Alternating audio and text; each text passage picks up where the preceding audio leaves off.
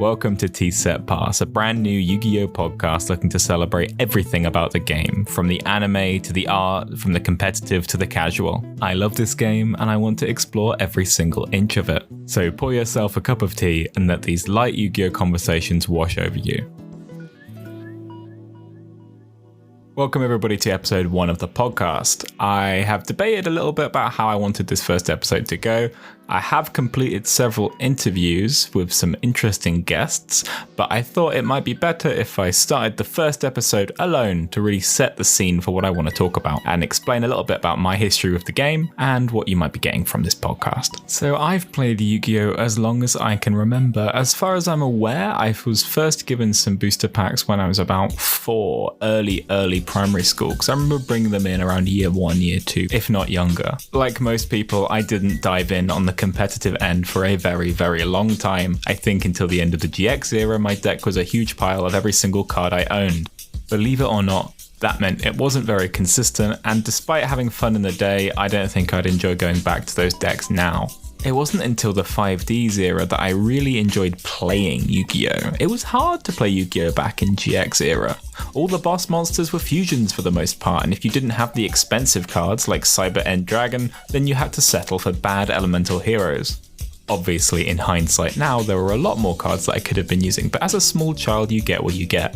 The Synchro era was when decks could be good and fun. All you had to do was have a tuner monster, and then you could just have loads of fun finding all the monsters of the levels you need to make the good synchro boss monsters like Stardust Dragon and Red Dragon Archfiend, which were a million miles ahead of your Flame Wingman. The first deck I ever felt a real connection with was my Morphtronic deck with Power Tool Dragon as my main boss monster.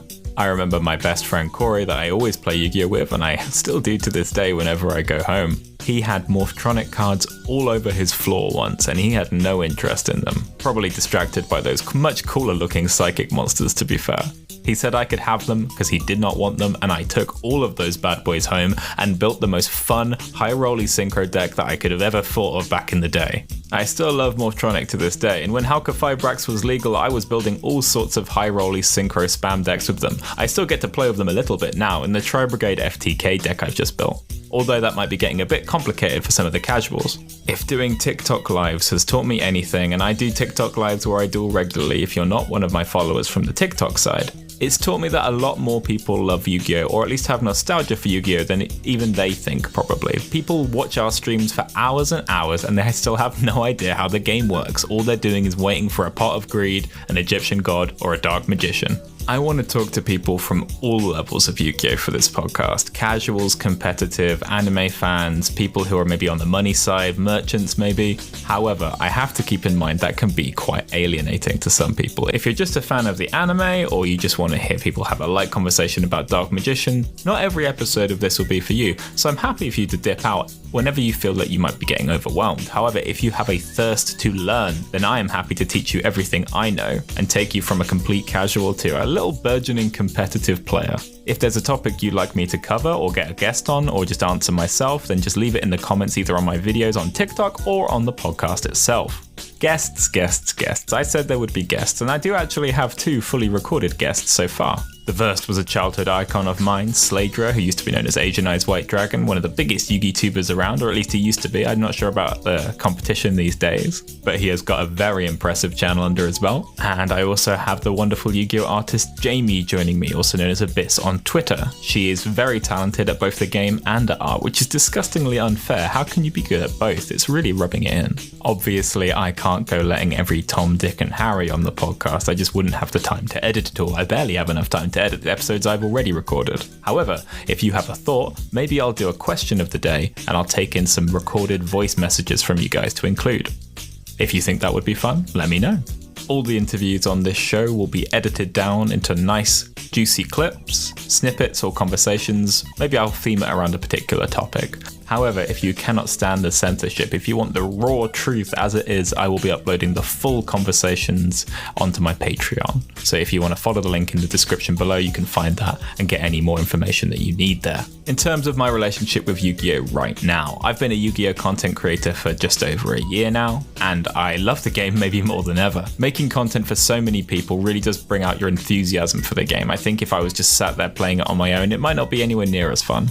I very much go back to the anime on a regular basis, both dub and sub. I am no snob, although I can't pretend that I love every series. V-Rains is really not my cup of tea. Despite having some of the best qualities and best animation, it just rubbed me the wrong way. I think Arc 5 had potential to be the best series of all time, but then kind of messed up on the delivery. Zexal's probably the only one that stuck the landing perfectly, but I could go on forever about the quality of the Yu-Gi-Oh anime. It has very high highs and very low lows, and does not treat women particularly well, which is something I want to explore in more detail coming shortly. People often ask me why I'm not bored of the Yu-Gi-Oh anime.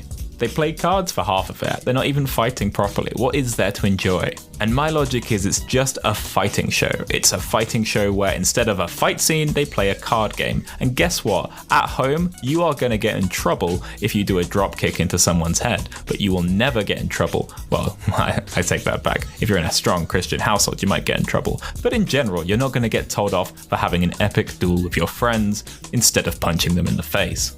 Very few of us will become the muscle-bound Saiyans of Dragon Ball Z or the amazing ninjas of Naruto. Not that I've watched either show. However, everybody can pick up a piece of cardboard and read it. Well, I wouldn't go that far. Most Yu-Gi-Oh players aren't able to read, but we try, or we at least look at the pictures.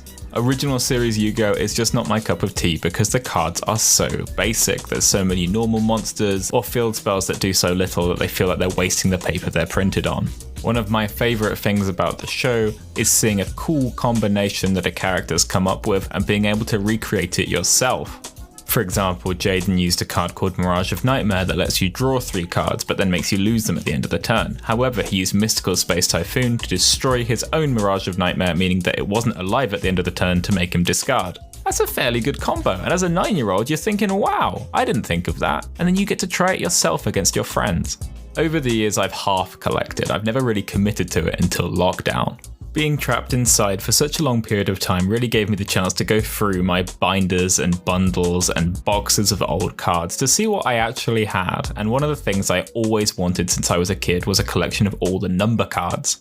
Yu-Gi-Oh! Zexal is a series where they're trying to collect all the 100 number cards. If you collect number cards, you get more powerful. There's some lore attached to them. Collecting all the numbers gives you sort of world creator level powers. It's kind of a crazy idea, but I just love the aesthetic of numbers on monsters and the idea that there's a finite amount. I won't begin to explore if there's any neurodivergence behind wanting to collect things because they're numbered, but there you go. There's a whole book of them now on my desk. I've collected every single number card in the game, and that has unlocked quite a healthy or unhealthy appreciation of collecting and completing sets.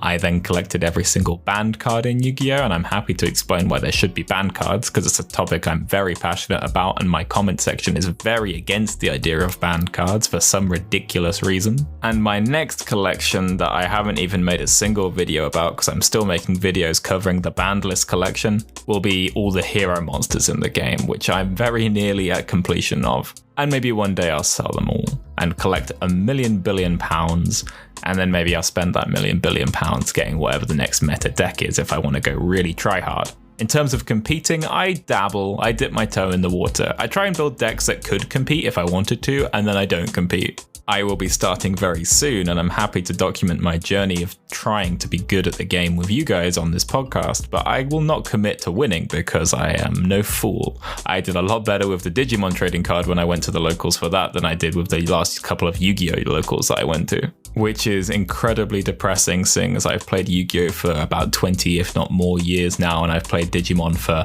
maybe a few months at most. But hey, that's how the cookie crumbles. Aside from Yu-Gi-Oh! And as I just mentioned Digimon, I've not super dabbled in too many card games. Card Fight Vanguard was the only card game that sparked my heart as much as Yu-Gi-Oh!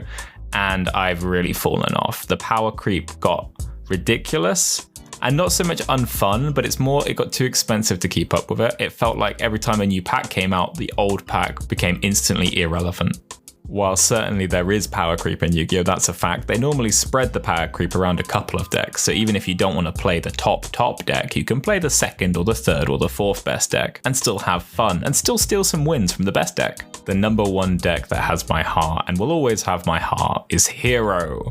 I've been in love with this deck since episode 1 of GX. Flame Wingman was the coolest guy in the world, even though there's no reason to use him anymore. Although we are getting a retrain of Flame Wingman soon, so we will be able to play around with him again. And the deck isn't the worst in the world anymore. MBT, famous Yu-Gi-Oh YouTuber, just took the deck to the last Yu-Gi-Oh Championship Series, which was in London, and he did very well with it, thanks to the brand new card, Wake Up Your Elemental Hero. I'm going to wrap up episode 1 there. This is a lot shorter than any of the other episodes will probably be because I'm on my lonesome. I just wanted to give you a taste of some of the stuff we'd be talking about before we get some guests in who are quite specialists in their knowledge. They might dive pretty deep on the competitive or on the commercial side of the game, so I just wanted to make sure that you knew what you were getting into. Next week we'll be chatting with Sladra about the state of the game, the money side of Yu-Gi-Oh!, about what we think the future of Yu-Gi-Oh! Will be. If you want to support the podcast and listen to it early, please subscribe to the Patreon, which I'll be linking below. If you want to see me review the anime, the card game, cover product releases, all sorts of Yu-Gi-Oh! News, please go to my TikTok, which is JamesSumner101. And if you could please leave a review, hopefully positive, on the podcast, it would really help people find us. We're on Apple, YouTube, and Spotify, so if you're on any of the platforms, leave as many reviews as you can. Until next time, thank you for tuning in and let me know what you want me to talk about in future episodes. I will try and cover everything eventually. Goodbye.